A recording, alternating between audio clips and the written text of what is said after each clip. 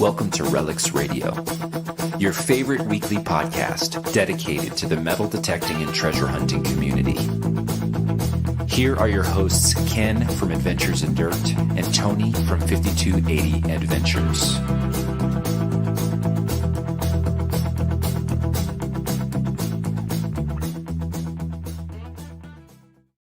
Bwam, bwam, bwam. I always expect to hear Loy's voice going,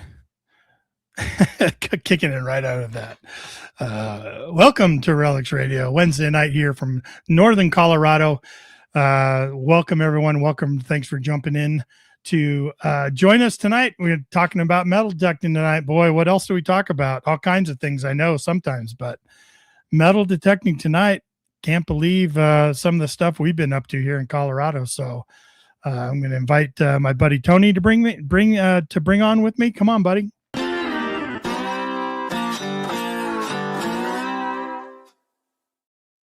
Mr. 5280 Adventures with a drink in his hand. Cheers, man. How are you? Cheers. Doing good. Doing good. How are you? Cheers. I don't have my whiskey. I got my seltzer water. Haven't seen you in a while, man. You've been traveling the world. Well, I got sick there for a while, and actually I'm still right at the tail end of it right here. But so you're gonna hear me clearing my voice a lot. But yeah, and then I had this kind of vacation planned to Wisconsin, to Chicago and Wisconsin. I think we talked about that last time we were on the air. Yeah. So yeah, I jetted off to that for just like 4 days over to the Valentine's Day weekend. And I got to see all my grandkids. You know, they recently moved from Cheyenne to middle of nowhere, Wisconsin. And boy, it just feeds the soul, man. You know how it is, Grandpa. I do. You sent me that picture today with you with the 8 grandkids. Yeah. And I was like, oh man, it makes your heart go. And I was like, so you got me beat now. You got 8. So and the best thing about it, like, that's one of your children. Yeah, one child has 8 kids.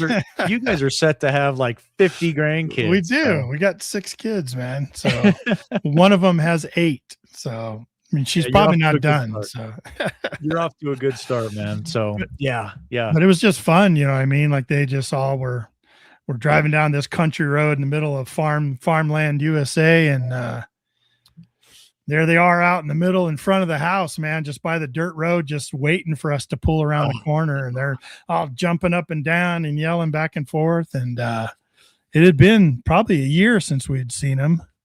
And it was makes awesome. You think, like, you know, when you're at home and you're so with blinders, you know, you've got work and then you've got this and and you got the blinders on and you're just on the course. It kind of removes those blinders and says, you know what, there's other things out there. Well, I was just talking with my wife about it before the show. We were having dinner and just talking about, we've got 7 grandkids and, you know, how, you know, we really haven't seen them since Christmas, you know, after Christmas, you know, there's kind of that lull in the action and stuff like that. So I was like, you know, hey, I'm getting that itch. And mostly, I mean, not mostly, but, you know, hey, it didn't hurt when you sent me that picture of you guys. I'm thinking, oh, you know what? I haven't seen my grandkids in a couple weeks. So it's incredible. I was so happy for you guys to see you get out there, and you did some sightseeing over in Chicago, and I was really happy to see you kind of remove yourself from the rut that you are in, like, nonstop here. So have some time with your wife, have some time with the grandkids and kids, and I love that, and I know thanks. I know we talked about it too, but you know, sort of trying to turn a negative into a positive, you know. I mean, like, we lost our little dog, and we put our little dog down, and the only positive that comes from that, if you can even find one, because it's still he's still around, if you know what I mean, in our mind, but is the fact that released us to now be able to travel. So my wife's like, finally we can go on a vacation, you know,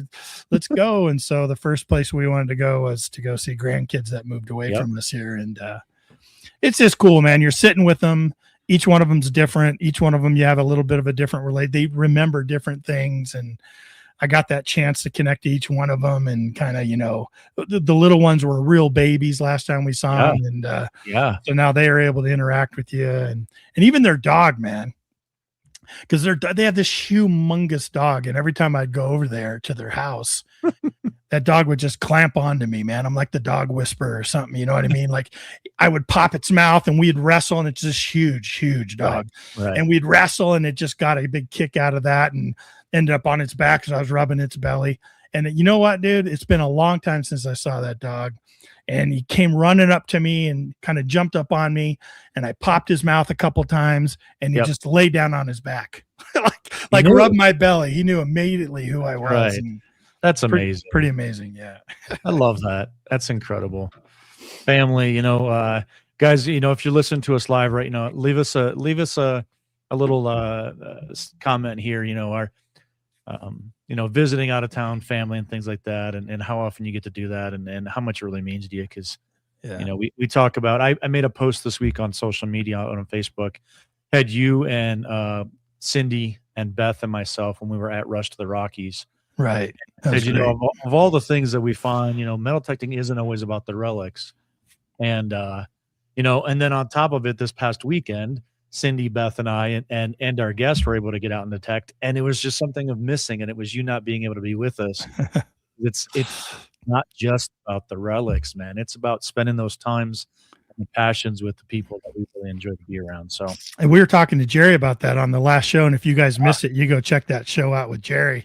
The last one, it was amazing. But we were talking about that too, about detecting with people versus detecting alone. Yep. Absolutely. I know I had some guy recently reach out to me on Messenger and was like, "Hey man, do you detect alone or do you detect with people?" He was kind of feeling me out. And I'm like, "Man, you've got to find some people to go with." And and I was thinking about you guys too the whole time I was away. People had asked me like, "You bringing your detector with you?"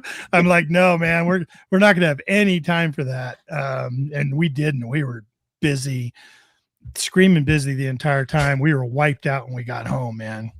But thinking about you guys the entire time, I know you guys were sending pictures, and it felt like I was there with you guys. So we're going to get into kind of what we found this past weekend, but then overall talk about kind of the ideas of donating relics to museums. Our guest tonight has really done a lot with the local museums, which, there's some benefits and there's some negatives to it. I definitely think that there's a lot more benefits of opening up different permissions and relationships, and it can lead to a lot of other things. And I think Michael's going to talk a lot about that because he's done a phenomenal job. I mean, I get messages from, "Hey, I'm still working on this one. Here's the latest message," and it's like, "Hey, we're working this angle. We're trying to get in with museums and maybe we got to join the museum. Maybe we got to, hey, let's go do a presentation for them and talk about how we work with our relics and what we're looking for and what we believe in." So they know us from Adam, because they just don't know if someone's trying to get out there and find all their treasure and steal it and things like that, Right. And so I think we'll talk a lot about museum type stuff. And I've got, hey guys, stay tuned because I've got some incredible pictures that Michael sent over that we're going to show and discuss. And you guys will get to see firsthand some things that he's worked with and found and donated as well. So it's going to be a good show. Let's bring him on. Yeah, let's want to do that right now. Let's do it. If I can get to the right button. I'm out of shape. Hold on here. We can shout some people out after he jumps on with us. All right, here we go.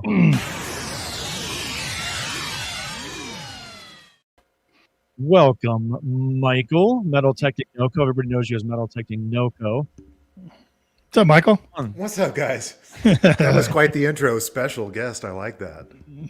Yeah. Thank you. I think it was a very warm. It was either that or this one. We've got to make one for Tony so that I can bomb him with it at some point. Oh, that's brilliant. I'm still trying to come up with a good one. Both of those are great. And before I forget, I just want to second what Tony said. Ken, we really missed you this weekend. It's not the same. It's tough. It is about the camaraderie. I mean, a lot of it is the camaraderie. And without DK, we had a great time. Don't get me wrong. But you sure did.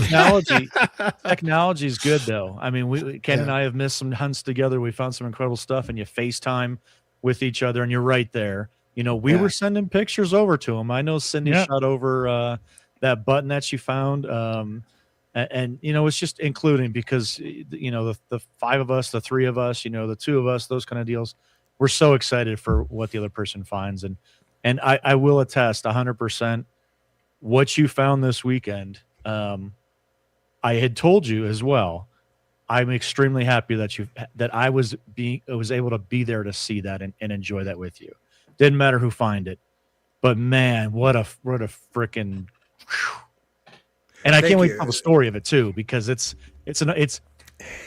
a story. There's a story. And then there's a behind the scenes story to it as well. So I'm anxious to, I don't know how much you're going to share of that behind the scene. I've already put it out there, man. I mean, and so did you kind of at the end. I hope you kind of saw the blooper reel at the end of the video. I did. I did.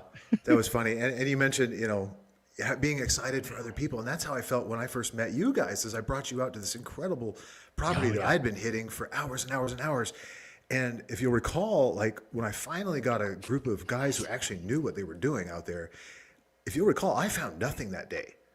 You guys were just cleaning mopping the floor, right? And I was super happy. I was just as happy, if not happier, seeing other people like get some relics and get just as much enjoyment as I had been getting by myself. Yeah. I got to tell you though, I still feel guilty because I feel the same way. I feel the same way. You didn't find as much when we were there. I think I felt like a freaking weed penny. You guys are pulling up silver coins and I still buttons. Feel guilty for that. No.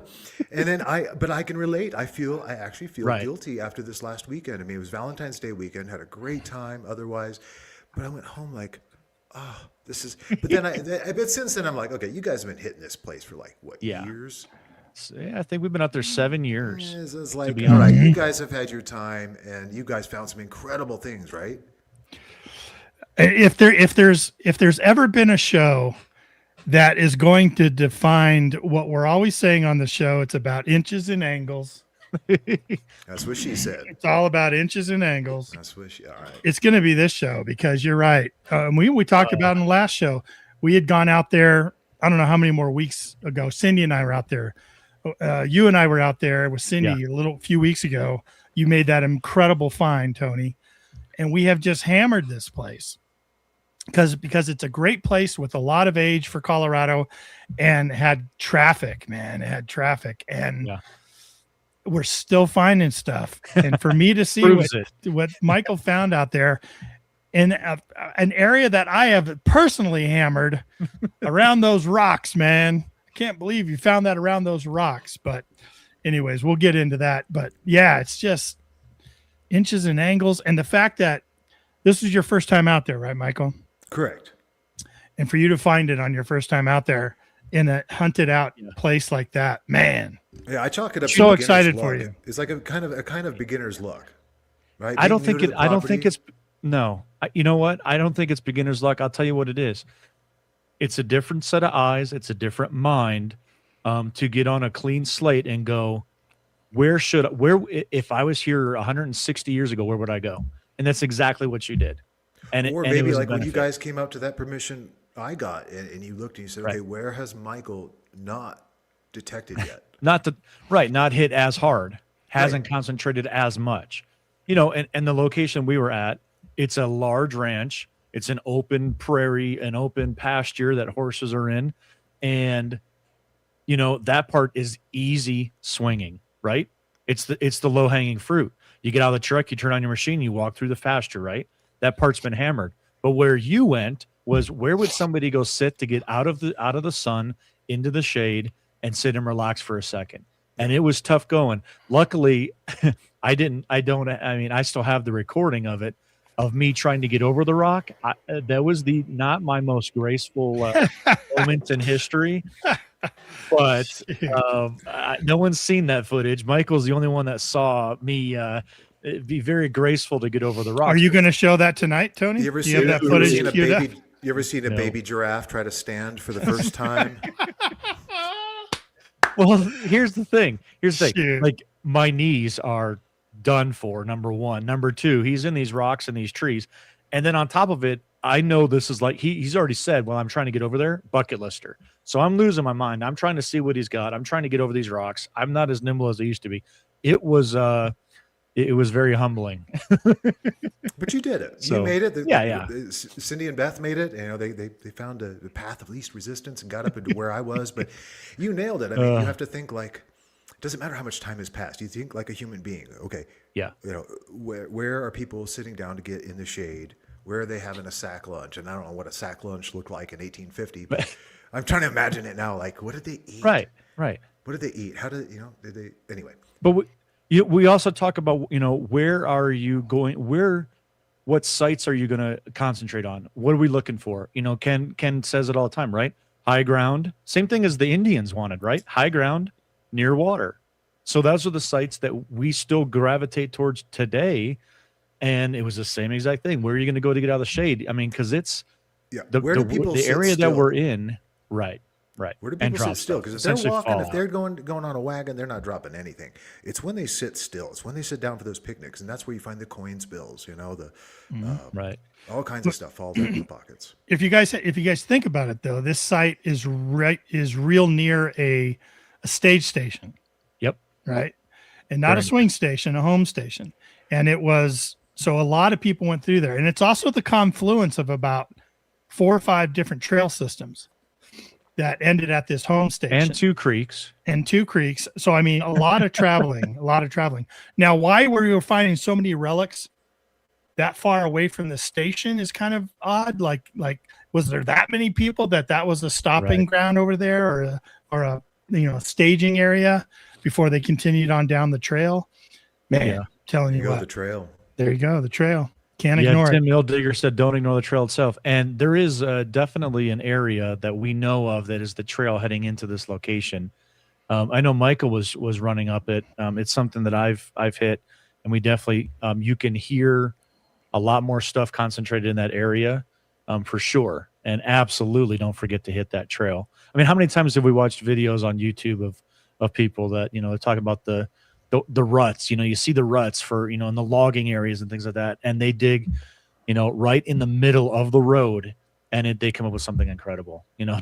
Don't sleep on the actual trail or the road or anything like that, because that's what the concentration was for sure. Yep. So, I did put in the chat earlier, your YouTube channel. It's Metal Detecting NOCO. I did put the link in there. It'll also be in the link in the description of the videos. But tell us just kind of a little bit about your history, how you started metal detecting, maybe some machines that you used, and then we'll get into some juicy details of some stuff. Yeah, so I guess, good Lord, when I think about it, it's amazing how quickly the last 3.5 years have gone by. It seems like yesterday.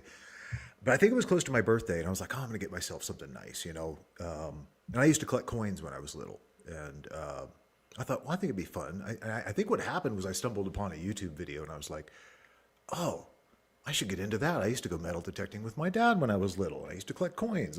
So I was kind of nostalgic about, what could I find? So I went, actually, huge mistake, but this is a good learning lesson for noobs especially. I went on Amazon and bought one of these $100 cheap Chinese metal detectors. And the truth is, it worked. It worked really well. It detected metal, and I was just having a blast for I think 2 weeks, just going everywhere I could go and digging as many holes as I could and finding some really cool stuff in my own backyard. And being a Chinese piece of crap, it broke. I think the screen went out or something like that. And the company was really nice and sent me another one, but I'm like, you know what? I don't want your upgraded new version. This is garbage.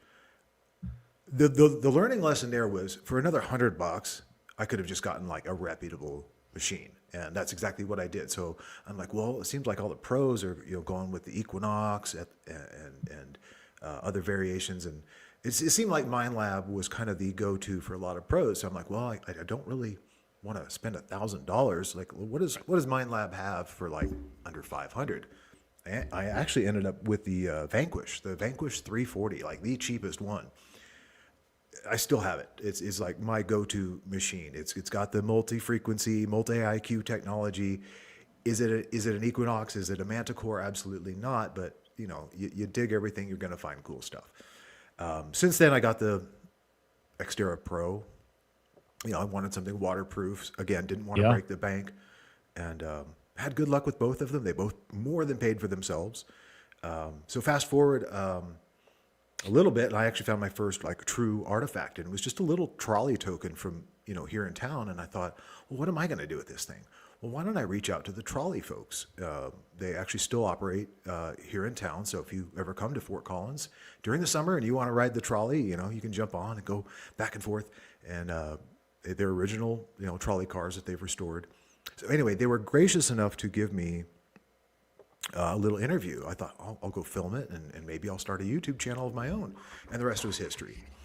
That's awesome. But that's what gave me the idea. It's like, well, what if I take some of these, more historic pieces of history and reach out to whoever, wherever I think they belong. Like with the trolley token, it made sense to just contact the trolley people, see if they'll take it. Sure enough. Since then, I've just reached out to other museums. In fact, Tony, you were there when I found a really neat piece of Northern Colorado history that related to migrant workers and agriculture. So there was a museum here in town that was specifically dedicated to all the migrant workers, and specifically as it related to the sugar beet industry, which is huge out here.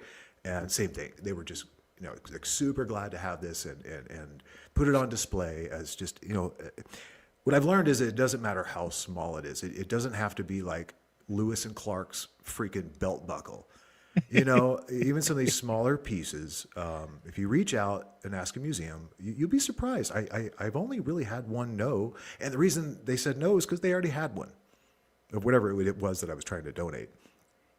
So can you describe the sugar beet relic there? Because I thought that was absolutely incredible, because it seems like something extremely small and inconsequential, but it tells such an incredible story of that. Not only that specific site, but the town. The town grew because of what that was. So tell a little bit about the sugar beet relic. Well, I think it's pretty rare if you can find something with a date on it. It's rare if you can find something with a name on it, right? But if you can find something with a name and a date, boy, you've got a rabbit hole you can go down real quick. And this particular bale seal, again, just a chunk of lead, but it said Prague, 1908. And it had a company and name. Where are you? I mean, you're obviously not in Europe. Right. We're in northern Colorado. So to find something that came all the way from Europe in 1908, right? I don't know. I mean, that's interesting in and of itself. But again, to go down that rabbit hole of, okay, well, who's this Wahanka and company? What did they do? What's the story behind that? And then to find out the only thing they sold was sugar beet seeds. Well, that was an easy... Couldn't be anything else. No. It's an easy tie to northern Colorado history. It's like, okay, they were importing their seeds for whatever reason. Maybe this was a more durable strain that was resistant to drought, because let's be honest, I mean, this is the high desert out here. Yeah. Anyway, Prague, 1908, deep rabbit hole. And I'm sorry, I've gone off on a tangent. What was your question? No, I just kind of wanted the story of, like you had mentioned a little bit, was, that built the city of where we were in, that literally built, that's what they were known for, was sugar beets. And to be able to find something that literally started that city, as something, a small little bale seal. And where did you find it? Like, then it starts to even go down a further rabbit hole of, where you found it, how did you find it there? Like all those kind of different things. So yeah, where did you find it? In somebody's front yard, but I think in those days, the entire field behind their house and all these giant fields behind everyone else's house in this particular area used to be farmland. I mean, everything was once farmland, regardless of where you live, pretty much. I mean, agriculture was everything. I think I read somewhere that, I can't remember what ridiculous percentage of folks back in those days, around the turn of the century, it was like a really high percentage, don't quote me on this, but it was like 90% of everyone that worked was in agriculture some way or another. Nowadays it's the other way around. It's more like, less than 10%. Right. So yeah. So on the screen, there you got the built bale seal. Yeah. Yeah. Oh, there you go. Yeah. You have the date on one side, and 1908, and then the other, it said Prague. Yeah. Yeah, Prague, and then it said Wahanka and Company, and again that was,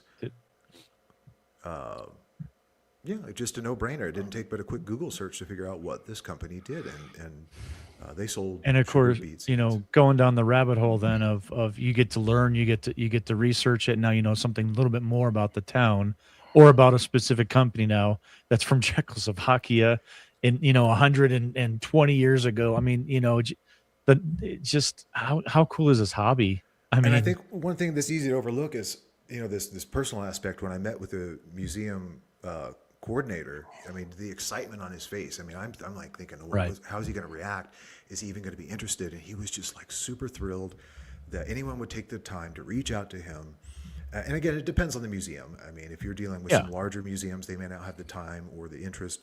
But there's a lot of smaller museums out there that are just super glad that you would consider them. So yeah, I mean, I would encourage everyone, if you find something of historical value, I know it's hard to part. There's a part of all of us that just wants to keep everything, right? It's human nature. But there's something to be said about putting your name. You don't have to put your name on it, but museums are definitely going to take your name and put it into the record and forever, preserved. So cool. Yeah, I've heard stories about the whole sugar beet areas and stuff over here, even through like the like the 30s and 40s. I know that. Yeah. They're across the street from my house. I have that prisoner of war camp from World War II. Yeah. Where they brought people in from Rommel's campaign and the whole thing, and they would let those prisoners of war. They would lease them out to go work in the sugar beet fields around here in my town. And, they'd pay them a wage and everything. And, so they make some money while they were here in Colorado, taken in from Africa and all kinds of places on the other side of the world, really, so to know the history of this area tied to sugar beet farming, and then to get that bale seal for the seeds, man, it's really cool. Really, really cool. It is really cool. Yeah, it's incredible to learn about the history too, just to know that, you're right. It brought people from Europe, the Southwest, they were just begging for cheap labor, and what better way than, immigrants fresh off the boat, maybe some second generation folks. I know a lot of folks here in Northern Colorado came from like New Mexico, Arizona, that area. Have you ever donated anything to the museum, Tony? I don't think so. I've definitely given stuff to landowners, but never been able to get a hold of something significant enough, as small as it is, to that a specific museum would want to take and display. Yeah. I've offered, but it's never been accepted. Like they seems like they all, a lot of times they'll have very specific, things that they would be interested in that ties to either current or future exhibits that they have coming up, right. Because you think they'd just take everything if you could prove it was historic to the areas that they're serving, and then they'll just put it in a box somewhere probably and sit on it. But, not so much. I mean, sometimes the museum here in town that is sort of my local museum, I was talking to the director of the museum about some of the stuff we've been finding and asking him, hey, if we do come up with this or that, there's a good chance of it. Would you be interested in it? And he was like, nah, not really.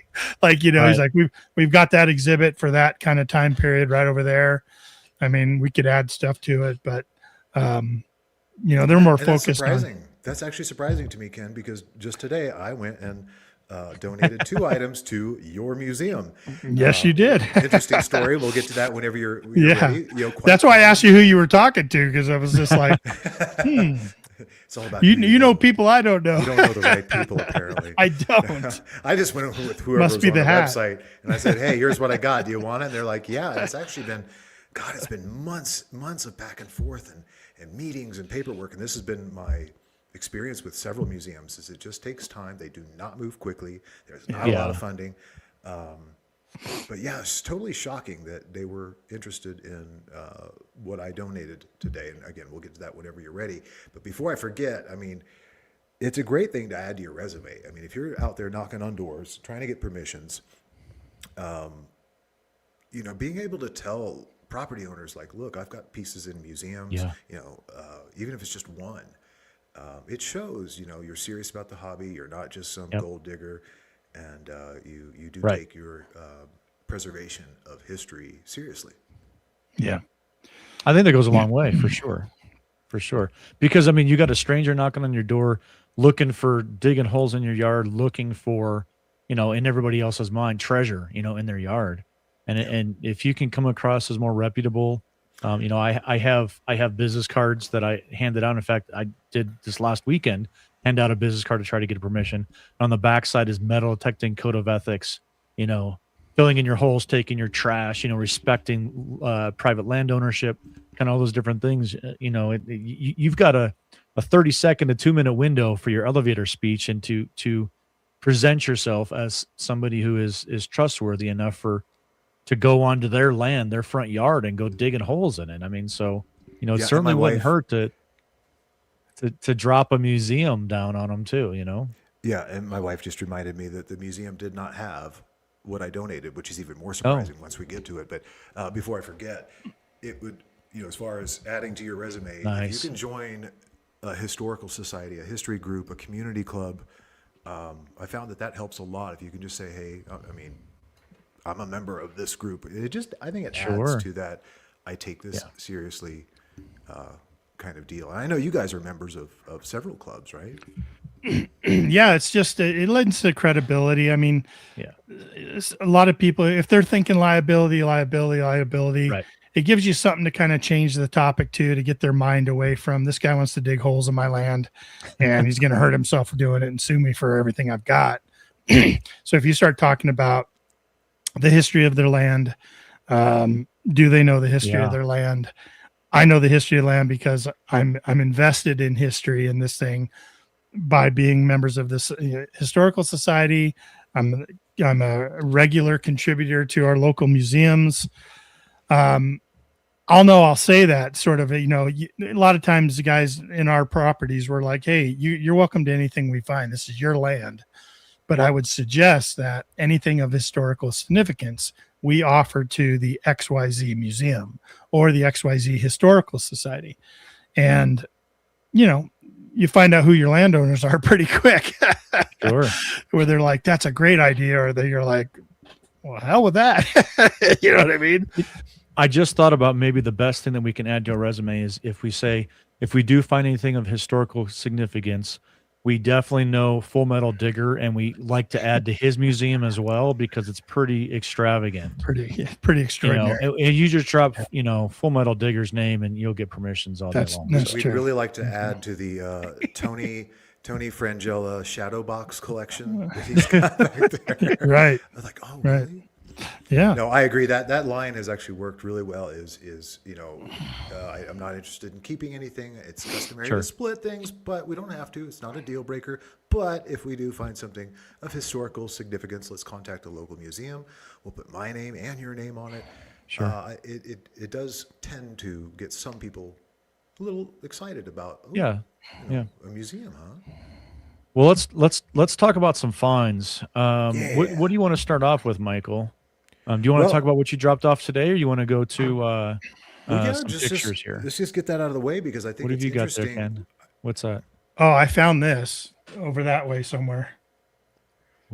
You said we were going to talk about finds. I found that. Is that a handkerchief? Yeah, I found it over there somewhere. Oh, dude, you got to get that in the museum. That looks old. It is That's good or bad. Looks a little crusty too. great patina. There you go. Oh God, that's all I've found lately. That's about it. Oh, I love it. Teresa says I love it. Teresa says I've got a face for radio. No, that's not what she said. That's not what she said. She said you have a voice for radio.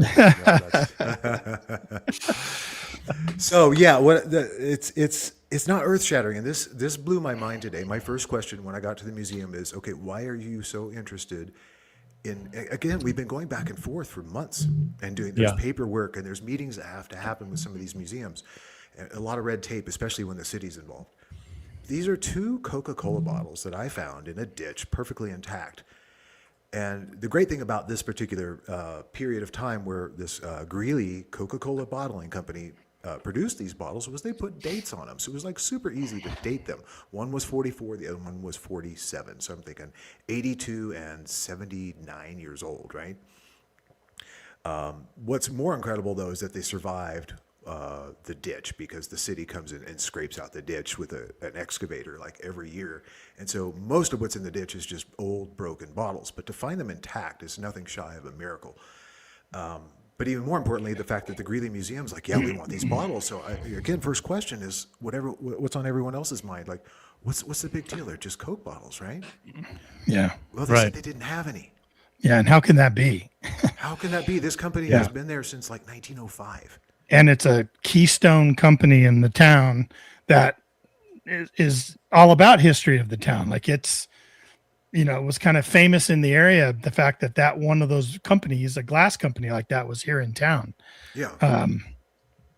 Why they wouldn't have one, I have no idea. A little cliche to say like, oh, it's a piece of Americana, but I mean, it is. I mean, what's more American than a bottle of Coke?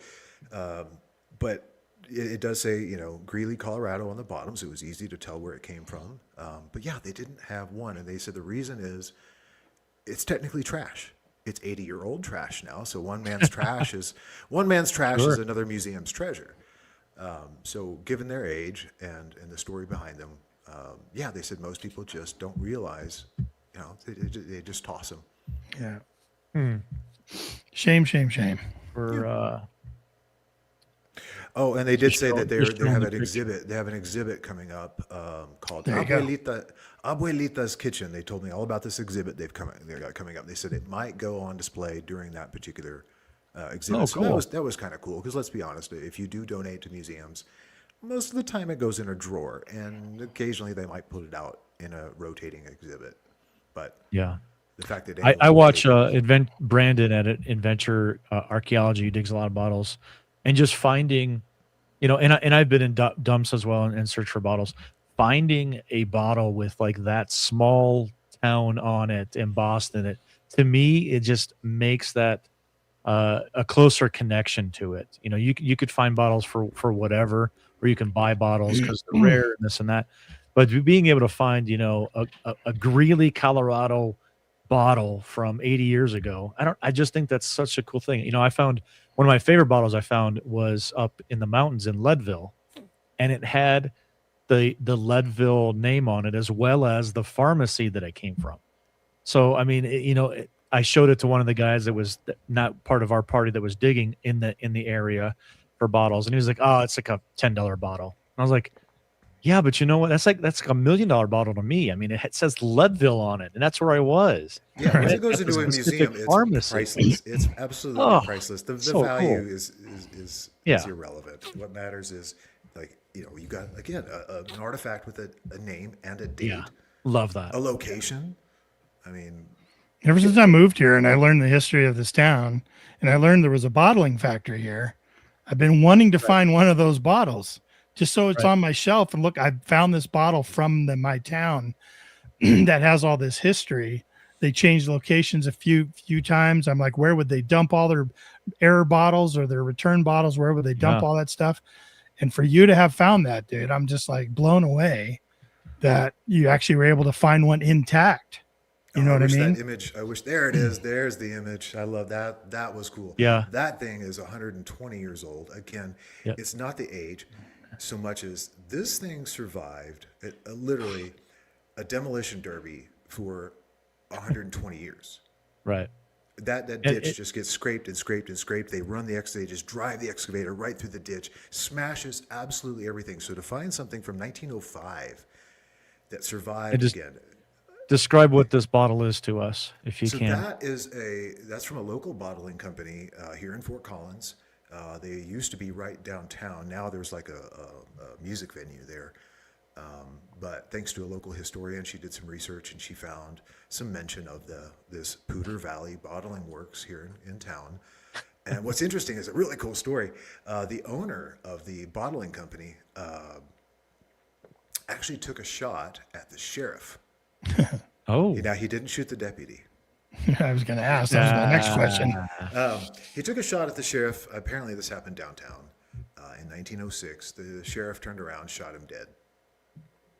Wow. It's a neat little piece of history that, I mean, it's all thanks to one glass bottle. Incredible. Yeah. Yeah.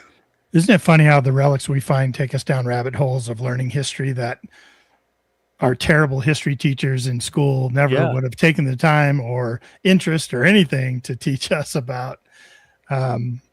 It's just amazing how, and a lot of times one relic turns into a rabbit hole of many other things you never knew about. You know what I mean? And then they start to overlap with like other rabbit holes that you've been through. And it's like, oh, I know about that because of this I other remember artifact that I found. It's just incredible.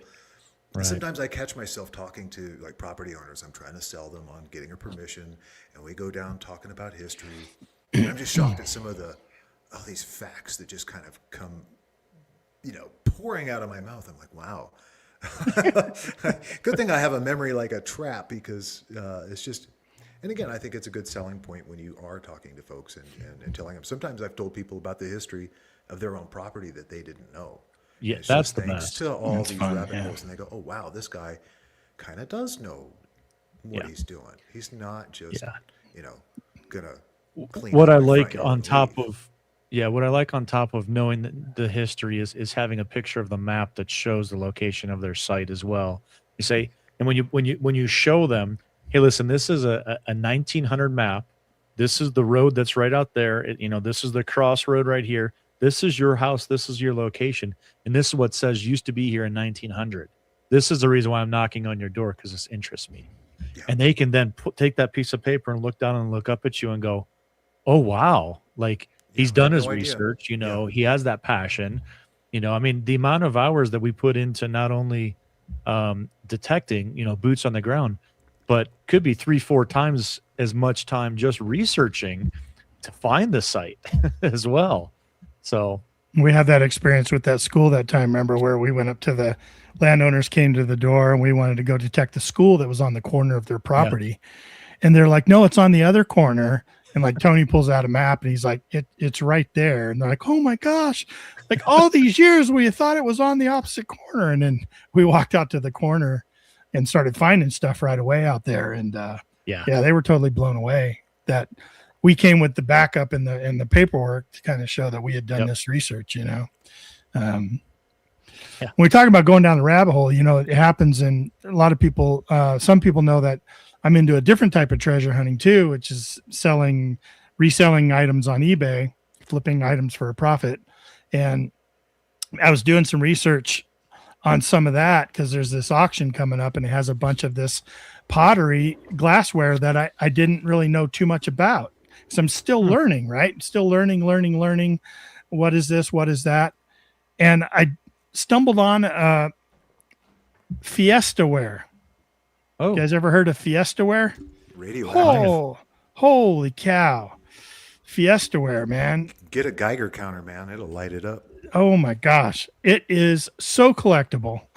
I was going down the rabbit hole on that thing. I was like, you've got to be kidding me. You don't even have to cook your steak. You just put it raw on the Fiestaware and it will cook it for you. There's an estate auction coming out. It's got a 7-inch lid.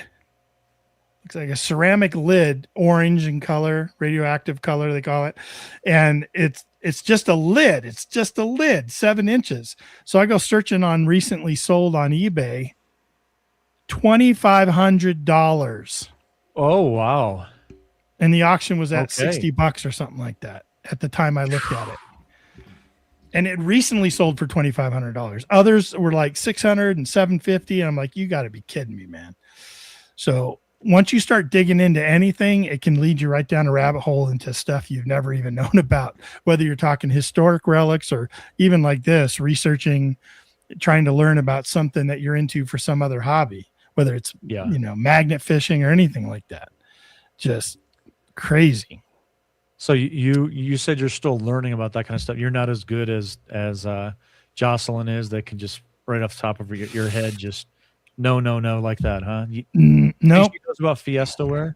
Oh yeah, I was going to reach out to her actually because I still follow her. I'm on her knickknack site, right? She sells on her own. She started her own knickknack selling platform, and I chat with her in the chat room over there. But I wanted to contact her and be like, Fiestaware, you never told me about that. You know what I mean? And Yeah, crazy. Because I used to reach out to her a lot and say, hey, how would you wrap this thing? Like very delicate, very, glass. And, you get some responses back from them about that, and just crazy. Fiesta ware from California. I don't know. Someone just dropped in a little tidbit there. Yeah, here's from Dave. Yeah. Yeah. Go ahead and read that, Ken. Yeah, established in 1871, it's widely known for its Art Deco glazed dinnerware line. Very basic colors, orange, green, yellow. In 2002, the New York Times called Fiesta the most collective brand of China in the United States. I had no clue. I'm looking at an online auction, and I see these pretty plates and stuff, and I've been getting into ceramics and porcelains and stuff. That's kind of what I've been cutting my teeth on and been doing really well. But I just never knew about Fiesta, man. Isn't it crazy? Well, now you know, and it seems like other people in the chat even know about it too. Yeah, they sure do. We've been talking about a lot of non-metallic objects, bottles, Fiesta ware. It's just another one of those rabbit holes that this hobby takes you down. You have these incidental finds. You dig a hole, and out pops a penny, but also included is a marble. Right. I was going to say a marble. The marble history and community. I mean, the different types of marbles, how they're valuable. I mean, it's a whole other topic that you don't even really understand it or realize it. How big it is. Yeah, those incidental finds are a lot of those non-metallic incidental finds are just as much fun.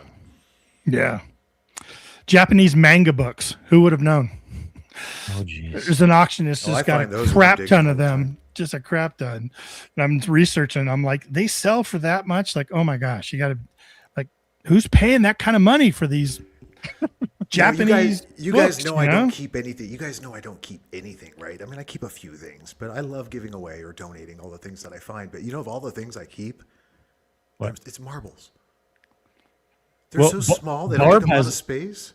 Barb has a bag of 1930 to 1950 marbles.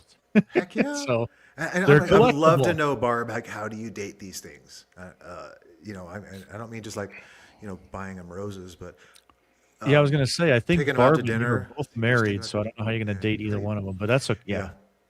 But, well, I bet there's a rabbit hole for you to go down to look into dating those marbles. Right. You got to take them out to dinner first, but no, I just stick them in. I have a potted plant. I stick them in there, and it's a great conversation starter. People come over and they go, "That's so funny. Why do you have marbles in your planter?"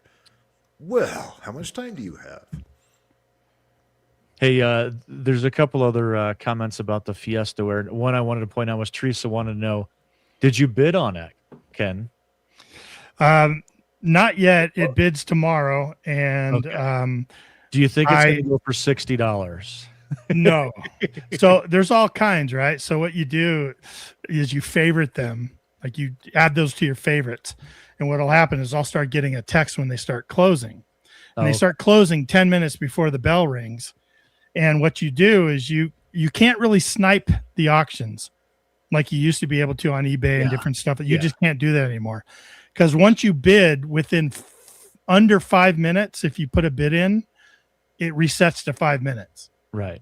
So, but there's a tactic I could go over about how to try to get these bids, but we'll see where they're at. I can remember back in the day on eBay, the last like 30 seconds. Your heart and it was pound. Oh my gosh, it's going up, and you hit it in there, and you don't even know if you got it, because it was just like end time.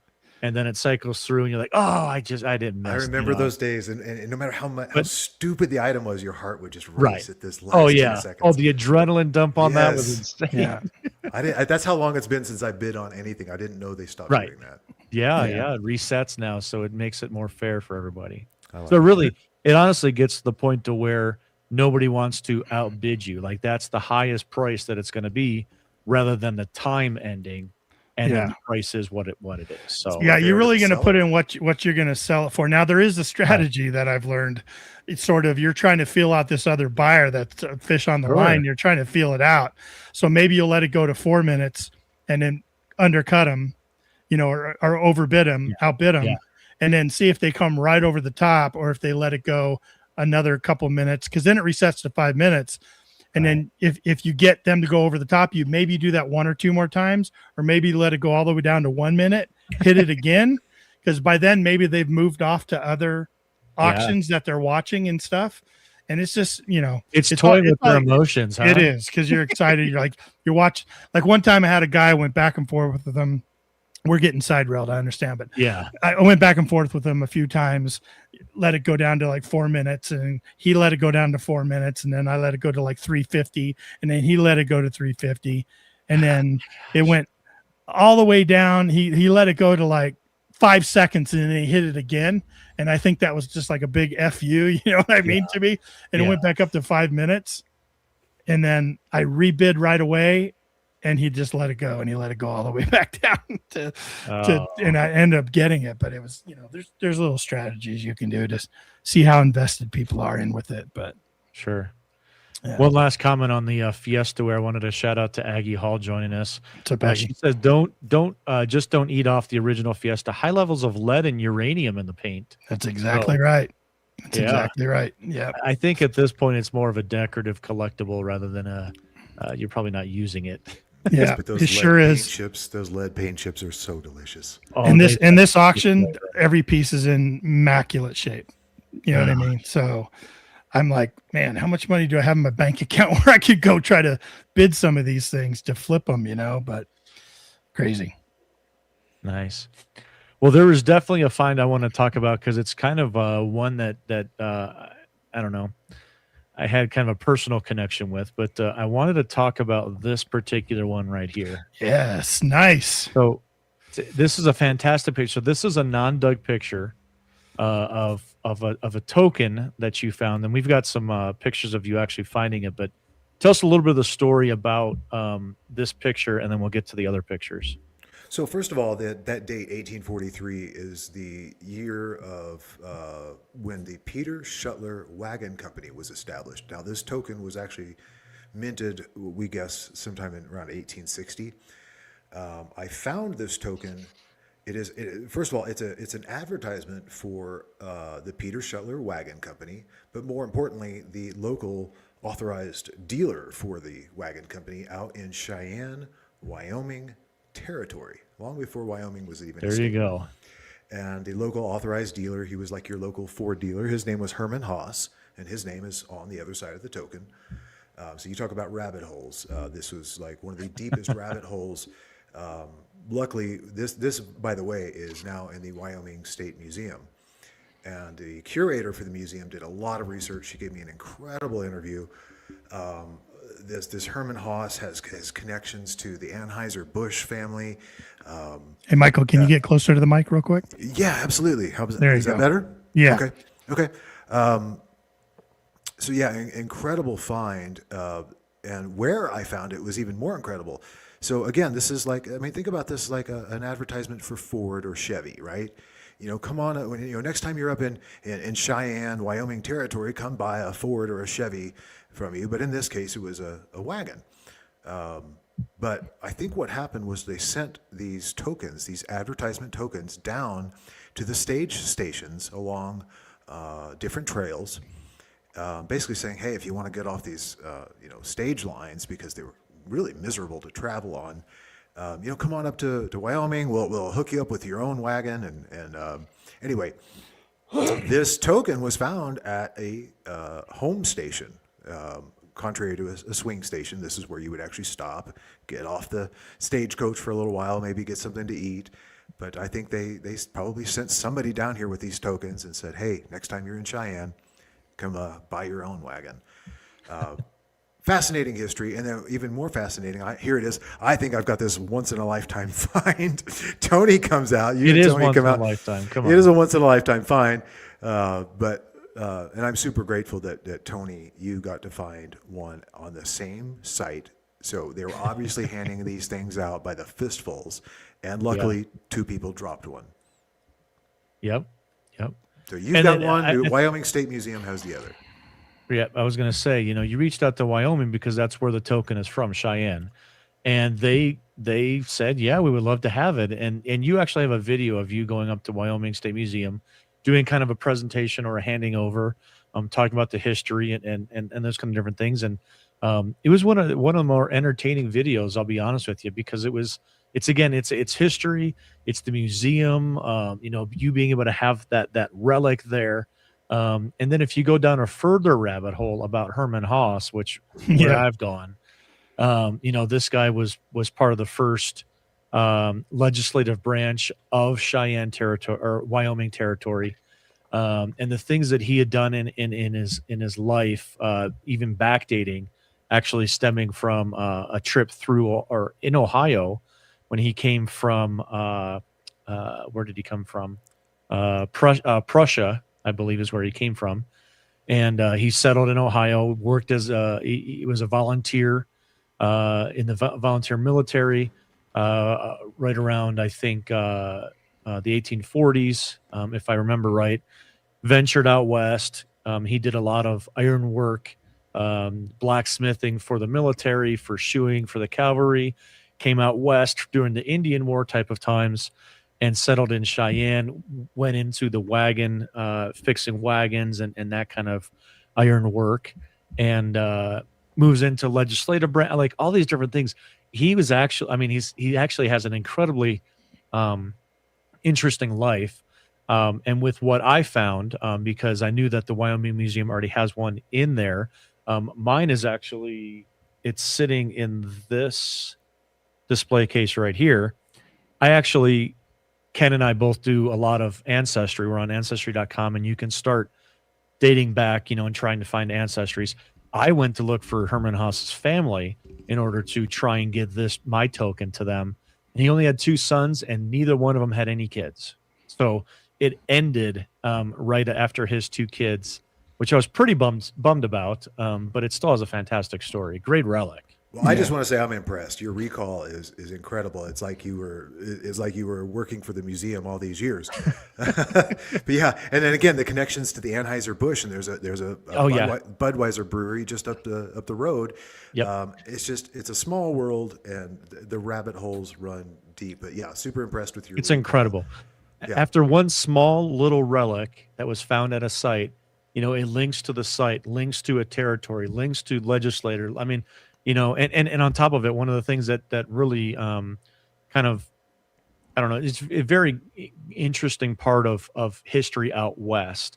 Herman Haas actually put forth legislation in Wyoming to initiate women's suffrage, and Wyoming was the first territory to actually have women's suffrage for women's right to vote, and it was put forth by Herman Haas. And they needed that to be able to become a state. Absolutely. They needed the woman's vote. Right. And his significance then, to me, just, is tenfold. And I'm not obsessed necessarily with Herman Haas. I've done a lot of research on him. A weekend about a year ago, I said to my wife, let's go to Cheyenne and go have some lunch. And we drove to Cheyenne. We actually went, it was part of my plan. Master plan was to go to the cemetery and actually visit Herman Haas in the cemetery, and I did that. And I've got plans for a whole other video about all that stuff. Yeah, because now I feel like I have a connection to him by finding this token, and then learning all about his life. I mean, and also a connection to Ohio, like all these different things that you just learn about one small little token. Yep. Look at that right there. Look at that right there. This is why I love this hobby, man, because Tony, you found one little disc in the ground that's been there for hundreds of years, right? 100 years plus. And then next thing you know, right now, a year, 2-3 years later, you can recite all that knowledge you gained on Herman Haas at the snap of a finger. And look at that wagon. That was like the Ford F-150 of the day, yeah, look at that thing. But it's like that. Like I do research on a merchant token. Like I did that one for Kari, right? I did that one for Kari in our club. Yeah. She found a merchant token. I did the research, found out all about there was 2 brothers. They were like really popular in town over in Kansas, Harding, Kansas. They were the merchants there. They had a music store. They had all kinds of stuff. all of a sudden I started finding news articles about the mom who kind of died very tragically. And, I feel like I know these people like they're my family. Right. You know what I mean? Right. Like I could just do what you just did on this Harding family and there's numerous things like that, like researching dog tags and finding out who this guy's family was and what all happened with them. It's amazing on how much you can learn, but then also how much you can retain because it's so interesting to us. You know what I mean? We tried. We were gonna, see if we could get on the Herman Haas house in Cheyenne and metal detect. Yeah. Well, I found out, sadly, that particular area is now a parking lot. It's super sad. And what's crazy is he lived just a few blocks from where that museum is. I mean, just down. I mean, just a few blocks right downtown, right by the Capitol building. The last thing I wanted to say about it was, I have gone down a rabbit hole and learned a lot about that particular token, but I can trace it all the way back to Michael and his video and finding the token himself. And when I dug it and popped it up, I knew immediately my recall on it was 100%. I knew what it was because Michael had found it. He had done research on it, shown pictures of it and everything else. And I could then recall it that I've seen that before. So, pretty incredible that I learned so much just from Michael's find that then I could translate it to my find as well and then go down a rabbit hole myself. Yeah, absolutely. And how incredible is it to be able to share, be able to share the same excitement that I had is like, okay, now your buddy, one of your metal detecting buddies gets to find the same thing, something that you thought was honestly one of a kind. Sure. But I'm sorry. I remember Ken's reaction. I said, "What did I say?" Like you said, what are the odds? And Ken's like, apparently pretty good. Apparently pretty good. We found 2 of them at that site. Well, as Ken always says, if there's 1, there's 2. If there's 2, there's 3. Well, yeah, I love that. And that's I tell you, with that in mind, the next find that I want to talk about. Yes.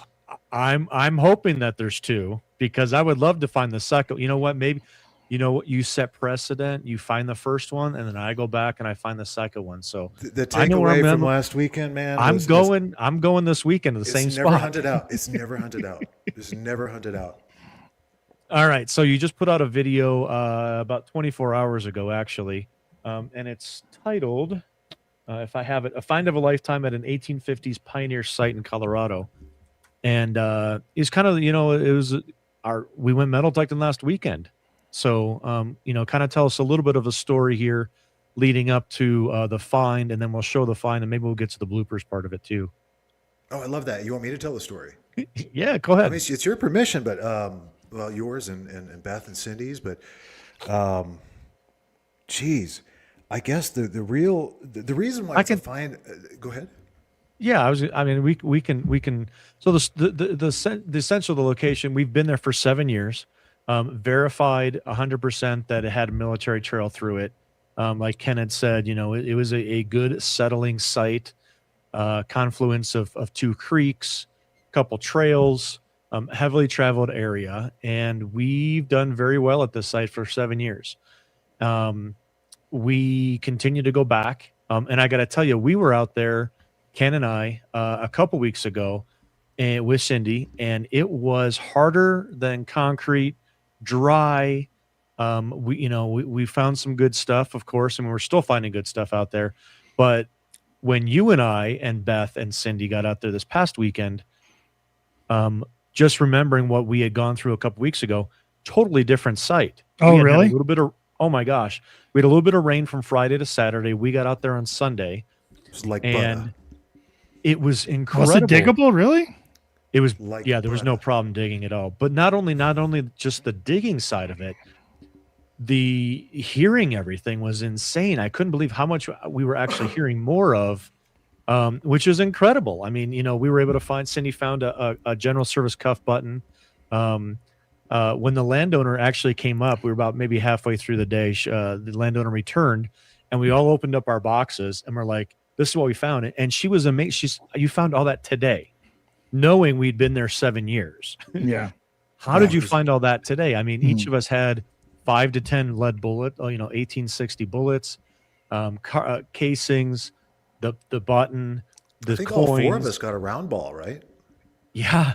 I mean, it was just amazing. So, I mean, it goes back to, number one, it's never hunted out. Number two, soil conditions, how much those improve. And then number three with the find, like we had said at the beginning of the podcast here, having somebody new with a different approach, a different mindset to and plan of attack into a site, I mean, boom, is incredible. So a little luck and a little luck and a little pee helps too, but we'll get to that in a bit. And may I just say, guys, middle of February, and you're in 60-degree weather plus. Shorts unheard of. Shorts guy here. Unheard he shows up in shorts and I know they're razzing me. They're razzing me about my shorts and a t-shirt. I'm like, guys, I looked at the forecast. It might be cold now, but you're going to be sweating. And we were, man, we just sweat. I started off with beautiful. shorts, two jackets. It was a little chilly in the morning. By noon, I threw my jackets on the ground. I'm like, I'll pick them up later. I'm like we were like 4 kids in a candy store. Yeah. It was an absolutely incredible day. Our season's usually way over by now. Yeah. It usually has been for a month or two. And for us to be in February and still have to go detect is just a blessing. I mean, yes, we need the water, and yes, I feel guilty about it because I'm enjoying my hobby and not having to shovel. But when we need the water so bad, tomorrow's supposed to be 40, so we're not going to escape it. We are not out of the woods yet. Yeah, and I think I saw the high the next day, like 30. So it's going to get real cold. But yes, super grateful for the beautiful weather that what was that Sunday? Yeah. Yeah, man. I was just first of all just super honored that you guys would take me out. This is like super hush hush. I did my absolute best to protect the location. Throughout this video, appreciate there's that. No identifying. I understand what it's like to protect your permissions, and so it's your baby, but it's also my baby now. We're gonna keep it safe. But like I said, a lot of luck went a long way that day, and Cindy found an incredible military button. I don't have a picture of that. Yeah, but beautiful. Again, 7 years worth, and it's when we started out there. You're cherry picking, but you're listening to really good tones, and we cleaned up on buttons and bullets for 7 years. And 3 weeks ago, I find a great coat button. Last weekend, we find another cuff button, general service. I mean, these are all 1850s, 1860s. So, just absolutely amazing. But I want to talk about what you found. I've got a picture here. So there you go. Tell us what we're looking at here. We're looking at the smallest and lightest coin ever minted by the United States Mint. That is colloquially known as the Trime. If you're new to coin collecting or new to metal detecting, that is a 3-cent piece, not to be confused with a 3-cent nickel, right? Completely different. Yep. Yeah, one's made of nickel. The other one, in this case, I believe, during this particular year, this Trime was 75% silver, 25% copper. They later increased the silver content up to, I believe it was 90%. Incredible. Huge on my bucket list. It wasn't even on my almost unheard of. Almost unheard of here in Colorado. I wouldn't even call this a bucket lister because it was so. The likelihood of finding this was like so low, it didn't even occur to me that this would ever be possible. I've only ever seen, and we talked about this on camera and off camera, like how many people have ever found, I mean, we watch a lot of YouTube. We were in touch with a lot of other detectorists. Someone just says, Bill just says, that's my white whale. Yeah, absolutely. Well, going back to that, we had 2 people comment this, right? Okay. Now these are legends in the community, in the hobby. Bill Hayes, this is my white whale. Aggie Hall, my white whale. Barb, a bucket lister for sure. And Troy says it's a postage coin. We'll get to that. That's a really interesting piece of the history behind it. But just the scarcity or the elusiveness of this coin. I've seen one dug, and it was dug. It was the last thing that was left in the state of Ohio that got dug ever. There's nothing left now. But I saw a Trime get dug, and I didn't even know what it was. I was so early in my hobby, I really didn't even understand the importance, or not necessarily importance, but the rarity of actually finding one of these. So to me, finding it this past weekend, I understood exactly what that meant, and was happy just to have seen that. Yeah, I agree with Barb there. She says it was on my I will never find list. That's what a long shot something like Right, this is. right. I mean, if you had asked me like before last weekend, I think I would have been more likely to find a gold coin than to find one of these. Honestly, just because I know, like Tony, you found a gold coin. Ken, you found a gold coin. How many people you know found a freaking trime? Yeah. Right. And the size of this thing, it's So probably the small. second smallest coin, right? That $1 gold coin is the smallest US produced coin at 12 millimeters. These silver trimes are 14 millimeters. Oh, So I only didn't know. 2 I didn't million. realize. Yeah, they're Second the smallest. It's got to be the second smallest. Well, smallest silver. Silver. Smallest in silver. Okay. Yeah. Sure. Yeah. Yeah. But yeah, the $1 gold coin is slightly smaller, but both, I mean, you can hold them literally like on the end of your finger. They're Yeah. that The small. only thing And this I've ever particular found- one, The only thing I've ever found that was this tiny and that thin was play money. And if you've ever dug play Aluminum money, it's like play from money, the, of yeah, course. yeah, from the 50s and the 60s, they were really popular with kids. And they even, some of them even say one thin dime. I think I still have that. That's what I thought it was, but it was still like, I don't know, this looks more like scrap. Like that's how small it was. And it was paper thin, and I super couldn't see any thin details. as It was well. covered in dust, and you can see this in Yeah. the footage. Like you saw what I was looking at. Like it did not even Yeah. occur to me that that's what. And then this holy shit moment that I had once I realized what it was just like, no freaking way. It's an amazing coin. And guys, we don't find coins out there. Right. That's the other thing. Well, no, that's not true. Well, I have. I found a 1977 copper penny there last weekend. I found a Yes, you did. And I think a shield nickel or a some kind of nickel has been found there by Beth, right? Didn't she find Yeah. a? Yeah. But Yeah, I mean that's yeah. it. On the chat sheet, No you can tell. silver, definitely no silver. So for this early coin for Colorado to be found on this Yeah. 7-year hunted out site where we don't find coins, Yeah, it just and blows my mind, man. yeah, and I've gone down quite the rabbit hole since then and just looked up. Okay, what's the story behind this thing? And it was Sure. created specifically because of the postage stamp. Pony Congress Express. Yep. lowered the postage stamp from 5 cents to 3 cents, and they didn't want people to have to fumble with making change, and so they just like, well, the heck with it. Let's make this. And what a unique design! Look at that. It's beautiful. It's one of my favorite coins in terms of design. It's got the Star of David on the front there. Just beautiful. United States of America around the rim, and then on the backside, what a unique. And I don't know the significance or the idea behind this flowing. No other way to describe flowing C with two, Roman numeral I, surrounded by stars in the middle. Yeah, ChatGPT did not tell me about the design. They didn't, yeah. No. Yeah. The only thing I can really find about it is having to do with Pony Express for postage, and the idea that this was designed or made strictly for postage. I'm just looking at the incredible chat. story. Yeah. I'm looking at the chat to see if anybody else knows about the design. Yeah, what I like is 3C, 3 cents. Okay. Okay. Tim says, I bet a lot of those were lost because they blew out of their hand in a stiff wind. They are small. They're so They are small, small man. little coins. Yes. It's like lightning striking. I mean, it's just that rare and shocking. Yeah. It's amazing. So you talked about the blooper reel, and I think this is kind of fun because I think we've all been there. I hope all of you have been there, where you're the only one. you're out in the Come field. on. You're out in the field, and nature calls. Right? Nature calls. You got to go, and you got to go now. And so if you're, and I got a little, I got a little grief because I did say I squatted. But the reason why I squatted is, let's be honest, there were ladies present. I didn't want to just be like super obvious about it, so I did my thing, squatted down real low, trying to keep it, low key. And after I was done, I think we've all been there. You're like, oh wait, I didn't detect there. I didn't swing my coil, and now I've got this, this mess to deal with, right? So I get up and I'm like, I got no choice now. I just swing the coil or don't, and I'll be damned if it didn't beep. It beeped. I'm like, you've got to be kidding. So what did you hear? What had. did it come up at? Yeah, what did it come up at? 50, 55, Well, in a site like this, I will attest, that is 100% the range that we're looking for. But buttons and bullets, all in the mid-tones, low 50s, mid 50s.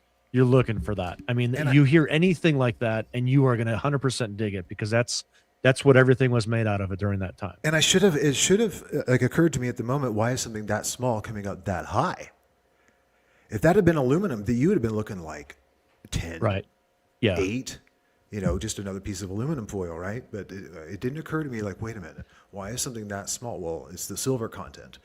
But I was too busy being dumbfounded that there was basically something in my pee.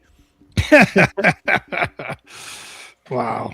So you popped it up, and it shows. And it was in the dry, video. by the way. I did miss it. It came Yeah, out I was dry. going to say, I'm like, Tony, stick out your hand. Stick out your hand. I got something for you. I'm just glad you didn't put it in the dishwasher. That's all I got to say. No, I did miss it. But it was close enough to go, what are the odds? I mean, the odds were off the charts to begin with, but of all the places I chose to, pop a squat. Right. I'm sorry. But in the video, it shows you popped it up in the video, and you're like, I don't know what it is. It's round, and you pick it up, and then you were like, I cannot. Holy cow! Because you was, see anything round, you get out the camera quick, and you're like, okay, sure. Everyone wants to share that moment with you, that moment of what could it be. They don't want to see you clean it. They don't want to see you after you clean it. You're going to be a good YouTuber. Let's come along for the ride with me. Let's all enjoy this moment together. And so I got out my camera as quick as I could, and I'm like, I don't know what it is. It's round, and I actually kind of played it down because, let's be honest, the chances of finding a triangle were 0. The chances of finding some scrap aluminum that had blown in the wind, well, that's pretty likely. In fact, I think a lot higher. I found a lot of aluminum on that site that had just kind of blown in. Yeah, I agree. And then once you realized what it was, what kind of went through your mind?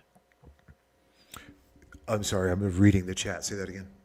I said once you picked it up, and what side did you see? Did you see the star first? I saw the star. I saw the star side, and you knew immediately what it was. Oh yeah, absolutely. It's so unique. Like I said, I've seen them on. I collected coins when I was little, but I never had a trime. I think I may have had a 3-cent nickel. I definitely had a 2-cent piece in my collection. But yeah, they're very unique. Either side, you're going to recognize it. Absolutely, there's nothing else like it. Smacked me like a ton of bricks. I just went. I mean, you hear the genuine reaction in my voice, and I love sharing those kinds of reactions on YouTube as well. But just like, holy right. And I appreciate you calling us over, because again, it's not always the relics, but sharing with the friendships and being able to, I didn't dig it, but I tell you what, I was there, when you dug it, and I will never forget it. So, and I love that you appreciated the what's the waiting, the suspense, right? So you didn't even tell the girls what it was. So they're still making their way over there. No, I'm not going to ruin it for them. Nobody said anything. Neither of us said anything. And it's like, and then Beth shows up, and she doesn't say anything. And then Cindy shows up, and like, okay, now that we've all seen it, and you got all the excitement. Stand back and just enjoy the moment, because that was we did again. It wasn't once in a lifetime. It was once in a lifetime for so many reasons, but mostly because that place has just been pounded for so long. I'm trying to remember, where was the picture? The picture of the 4 of us is on the video. Was it posted on Facebook as a picture? I'm actually doing an A/B test. I haven't done that on YouTube before, but I wanted to do like a test between 2 different thumbnails and see. Yeah, I wanted to show it. Who's gonna get the most clicks? Me or I think the other thumbnail was of I think Cindy was more prominent in that photo, but it was just an interesting experiment to see. What I was going to say was. Cindy took the opportunity, because at that moment, to turn her back to us and take a selfie of literally us in the moment. And I think she captured it incredibly. And I wanted to show that, because I felt it was just an incredible moment. Like I said, I'm never going to be able to forget being in that circumstance. In that situation, and she was able to capture it literally in that picture, where she turns around and smiling, while the other 3 of us are like just absolutely in amazement. Yeah, second only to the 4 of us out in front of that stage station. I love that photo of me, you, Jeff, and Ken out there. We had just cleaned house on that place and pulled out so many cool things, but the smiles are just, so genuine. Yeah. Yeah. So, a huge congrats to you for really pulling a lot of people's bucket listers, a lot of people's white whales. I wouldn't, Ken, would you consider this if you had to classify it as one of two things, would you classify it as a white whale or a bucket lister? Be right back. For me, because we know what our definition of a white whale is, right? Right. The thing you've been chasing that maybe others have found that you should have found by now. You should have found by now. Right? Yeah. Like IHP was my white whale for a long time. You know what I mean? Right. Probably more bucket list on this because people just aren't finding these around here. Right. And I would never assume I would ever find one of these. It's one of those mind blown, just like a gold coin. You know what I mean? Mind blown. Sure. Right. And I would think, in older areas, where'd Michael go? You going to go pee on a tree again? Is that where you're I don't know what he's doing. All right. I had seen somebody had made, Scotty Coppers had said, we find more of these in Massachusetts than you guys do. So you talk about in areas where it's older history, with bigger populations than 1852 in Colorado, which, I would love to know what the population, I would assume at that point, there were more Indians than there were white men in the state of Colorado. Sure. During that time. So you want to talk about rarity even further in terms of numbers, sheer numbers. Massachusetts is probably going to have, whatever number fold more opportunity than in Colorado. So I think for you and I both out here in Colorado, it probably would be listed as a bucket lister versus a white whale for like Bill and Aggie, where, to be honest, they should have found those already. It's a bunch of slackers. I don't. What are they doing? Yeah, come on. But you're right. We're in the trail systems back then with stage stations. And so I think it wasn't until the 1860s and the Pony Express started up. So there really wasn't even the mail system going on here. So this had to have been brought in by people that, maybe came from a territory that had from back east. I mean, we had a lot of people coming this way, heading to the gold rush of 1849 in California. A lot of people coming this way to strike it rich. I forget what year they discovered gold here in Colorado with the Russell party, right? Russells that found gold, and everyone stopped and they figured out they didn't have to go over the hills. 57. So yeah, I mean, people could have had this in their pocket for 10, 15 years or whatever. And it could have been later in the years here in Colorado. But man, the items we're finding there, 1860s is pretty much that era of the items we were finding there. 1850s, 1860s. And pardon my absence. I just had an idea. I thought I want to show you guys like how thin this thing is. Okay. Oh shoot! I'm sorry. That's a watch battery. Okay, I'm gonna hold this up so you can see. Oh my goodness, man, that's so thin. Paper thin. You can actually tell. Put your hand up behind it too, to get it in focus. Okay, get some focus here. There you go. Turn it a bit. I don't think this is going to work, and that's why I sent the close-ups. I'm like, I don't think the webcam. Yeah, that's pretty good shot, man. Sean, that's pretty thin. Yeah, pretty thin. There you go. That's a good one. Yeah, I would love to know. You had talked about the the dimensions of it. What is the actual weight of it? I mean, that would tell us a lot about actually, how thin it is. And we already know how 0.8 grams. Wow. 0.8 grams, 0.028 of an ounce. So less in comparison. Less than a paper. I think what copper pennies are 3.2 grams or 2.8 grams. I think, just as something as relation. So, it is tiny. I mean, 3 to 4 times less than our standard like zinc penny size. Which is incredible. I mean, when I held it, like I said, the first time when I actually got to see one dug, I really didn't understand the importance of it and appreciate it like I did this past Sunday, being able to hold that and go, wow, that is really small and thin and significant, to be honest. And one of the best parts about the day was Tony gave this to me. He 3D printed this Relics holder here. I want to show this off real quick.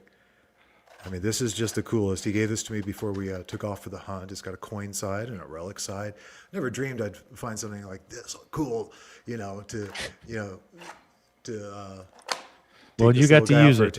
Yeah, I got to use it. That's the point. Thank you. And this is just and the awesome, logo on front is for your YouTube channel and Facebook and TikTok and Metal Detecting NOCO. Metal Detecting NOCO. Yeah.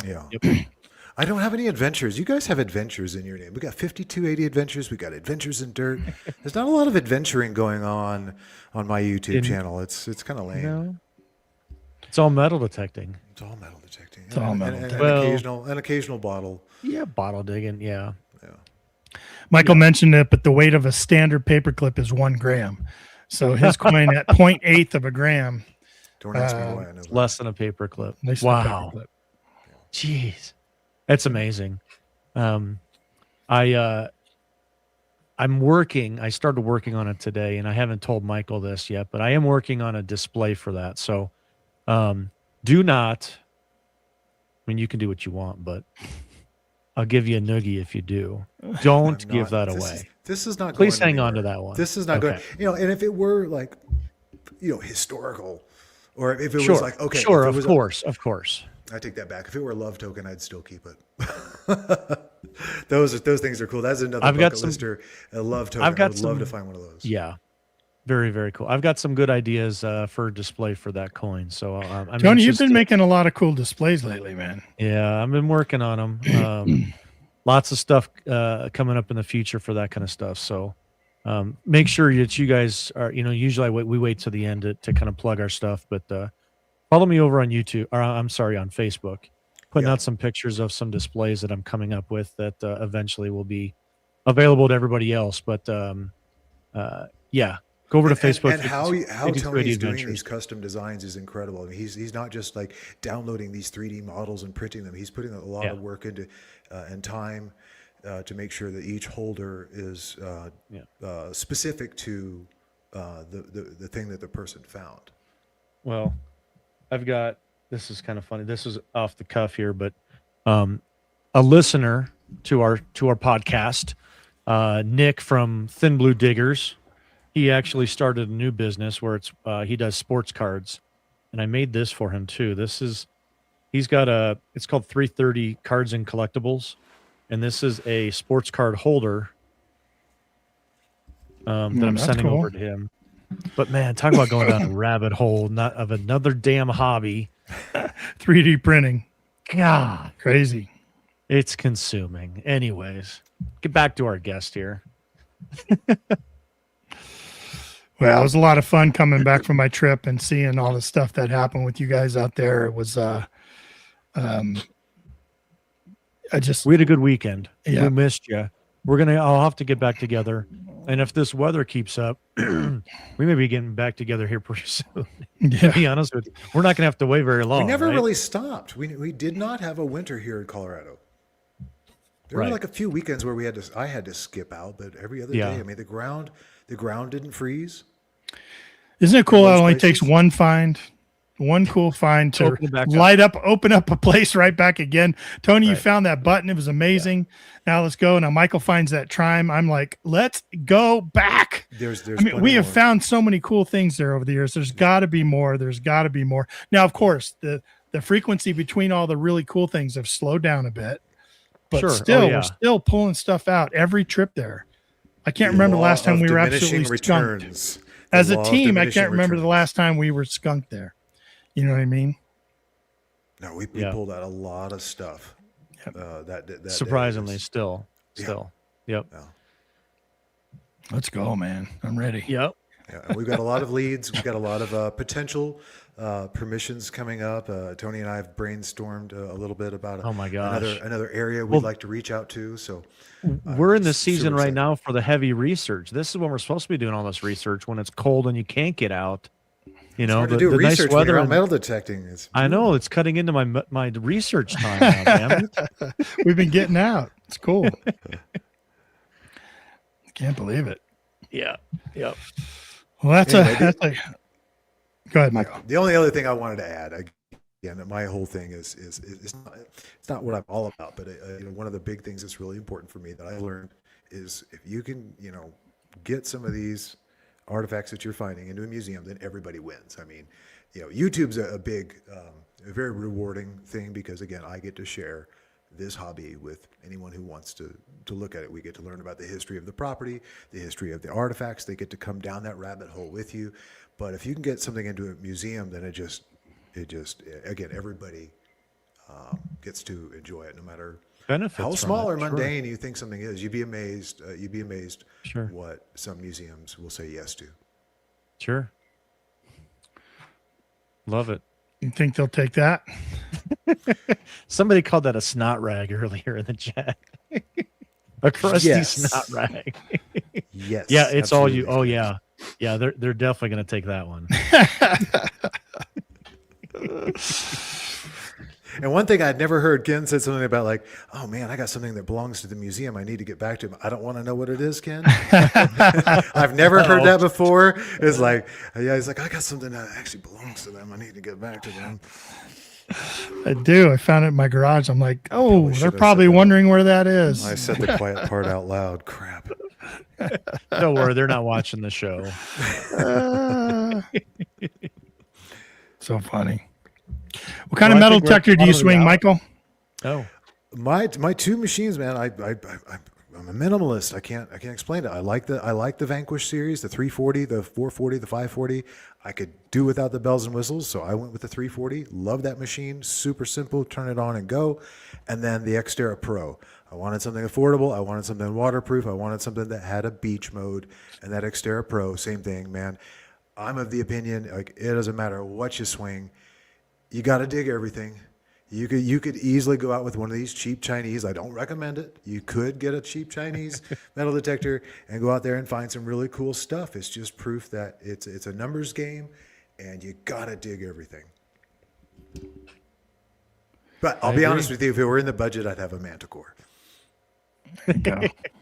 he's a Mind Lab boy, just like us. So, you know. I'm not partial. I just, like I said, I look know. at what the pros are doing. And the pros, I've been watching YouTube for quite a while before I started this hobby, and it's like, why does everyone have the Equinox? What is it about Mind Lab? What are they doing differently? But I've heard great things about NOCO and XP, and I mean even a Fisher. I mean, you could probably find some really cool stuff with an old Absolutely. Fisher, right? Absolutely. And I mean, if you weren't coming on tonight, we were actually doing a show about the Legend too. So yeah, NOCO, fantastic. They're coming out with shipping now the Legend too. So lots of people getting their hands on that machine. So I gave my dad the Mind Lab Go Find for Christmas. My nephew got one as well. I thought, well, how cool it would be if the nephew and grandpa had, the same detector and they could go out together. Chintzy little thing, but it works. It detects. Sure. We found some cool stuff with the Go Find. That thing's like $100. Yeah. I was impressed. One last quick question here, but I want to give a shout out to Mudflap McGrew joining us in the chat. It's good to see you there, Steve. Hey man, good to see you, Steve. Yep, Steve was on the show I think last year with us. Great guy. And we got to get out, Michael. He's in town close to me. We're making some plans to get out and detect with him on some sites. He's got Anybody some named good sites Mudflap, like we can be friends. right. You can't go wrong with Mudflap. All right, last question. Aggie says, if you were to give a tip to a beginner in the hobby, what would it be, Michael? I think you've touched a lot on that kind of stuff. And I do dig it all. Yeah, exactly. I'm doing a lot of mentioned these that. types of here's how I start my TikToks. If you're a beginner to metal detecting, pay attention. If there's anything I've learned in the last 3 years, it's X, Y, and Z. Beginners, man. There is no one thing. There's actually two things. Number one is get an affordable machine, but get a reputable machine. Again, don't buy Chinese crap. If you're at all remotely interested, get a decent, reputable machine. And number two is those numbers. If you think those numbers mean anything, I feel sorry for you. Dig everything. Every time I found gold, if you had asked me right before I popped it out of the ground, I would have told you it was another piece of aluminum foil. You've got to dig everything. And then there was that story of that guy in England. I love that guy who said, he's in England. There's, thousands of years of history, thousands of years worth of artifacts. And he was told, dig everything. So he digs a low number and it's a shotgun shell. He digs another low number and it's a shotgun shell. He's like starting to think, okay, 13s mean shotgun shells, right? So he goes and he gets another 13 and he's like, oh, I'm not going to dig it. And then he remembered. He was told, dig everything. And so he goes back and he digs that 13 again, and out pops a hammered silver coin. Those numbers mean nothing. Dig everything, and it's a numbers game. There's no magic setting. Does it help to have an expensive machine? Sure. It doesn't matter what you detect with if you don't dig everything. Now, if it's coming up going, murr, murr, murr, it's probably a nail. Keep going. That's about the only thing you could probably be sure of. We had some suggestions for what your answer would be for to beginners.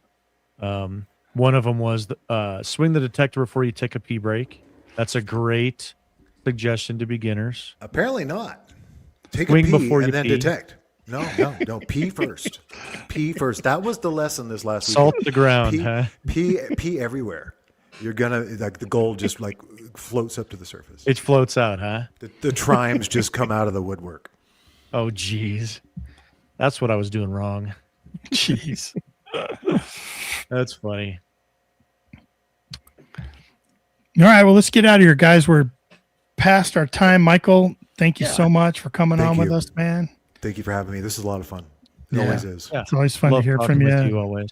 I can't wait to hunt with you guys again. Yeah, let's get out. I know. Let's keep going. I know. We'll put Soon. something together. Soon. Yeah, soon. it's gonna be sooner Just than keep later. watching the weather, and I was really excited to hear the ground was diggable, man. Because that one time you and I went, Tony, before that was hard as rock. So yeah, it was Love not good, but this past time, it's beautiful. Beautiful. Yep. Yeah. Thanks again. Thanks for inviting me. Thanks for including me. Real quick on your way out, tell everybody where they can find you. Metal Detecting Northern Colorado, or NOCO for short.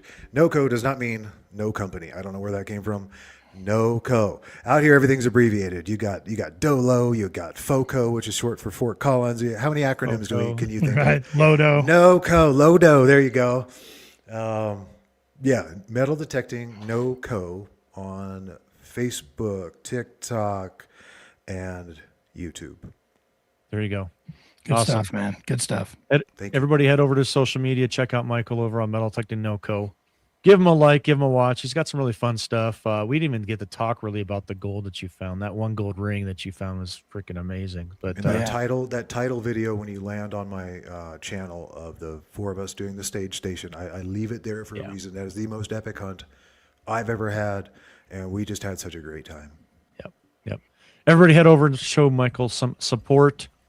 Hang on, Michael. We'll chat with you here in a second, okay?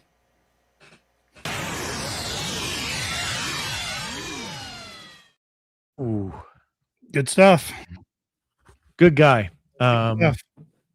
I tell you, I said it before, man. Being around anybody, any of our detectorists friends, being with them when they pull out something that's a bucket list or a white whale, something significant, man, you get to live it with them. There's nothing better than that. So, you and I both have said that. I mean, you and I both have literally been detecting together since nearly day one, and would rather not do it by ourselves. And there's a reason why. You get to share it and appreciate it with other people, and it's a great time. Sorry you had to miss it. We'll go make some more memories. We saved all the other trimes for you. Yeah, that's what I guess. I guess that's what it is, right? There's other gold coins and trimes out there. That's just waiting for me to go get them. Yeah, that's right. No, it was fun to hear about it and see that, because I could just imagine, especially with the group that was there, Beth and Cindy and you and Beth being back in Colorado for the first time forever. Like, just such a special hunt, man. So congratulations to all you guys out there, and thanks again to the landowner for letting us be out there for 7 years. Amazing. Yep. Before we go, I just wanted to give a quick shout out to Tin Man Cliff. He was in the chat earlier saying, "Yes, Tony, get on the research." Wink, wink. Wink, wink. So absolutely. I've got some research to do this year for us. So definitely get out and do that. So you can find me over any social media, 5280 Adventures, 5280 Adventures. Some good stuff coming out on Facebook. about those displays, please join me over there. Chat with me. I get lots of messages. Love talking to people. So come on over, follow me, and let's enjoy this hobby together. Appreciate all you guys. Yeah, you can find me over at Adventures in Dirt, anywhere on the social media stuff. I haven't been too active lately, but boy, I've got, I don't know, 6-7 years of backstories and weekly dirts for you to go check out. Just tons of finds to be shown over there, tons of channels to introduce you to. And of course, all my digging videos are over there where you see Tony and Michael and our friend Jeff and Cindy and Beth. We're all getting together all the time. And there's just a lot of my own personal digging videos over there. So check that out at Adventures in Dirt. But hey, go out this weekend if you can get out, if you're not too slammed. I was talking with Merrill from Metal Detecting NYC today. He was saying that East Coast is pretty slammed. So if you can get out, go out there, find the good stuff, tell us about it, and have a great time. But be safe, and we'll see you next week. Thank you so much for listening to Relics Radio. We will see you back here next week for another exciting guest. Until then, get out and dig it all.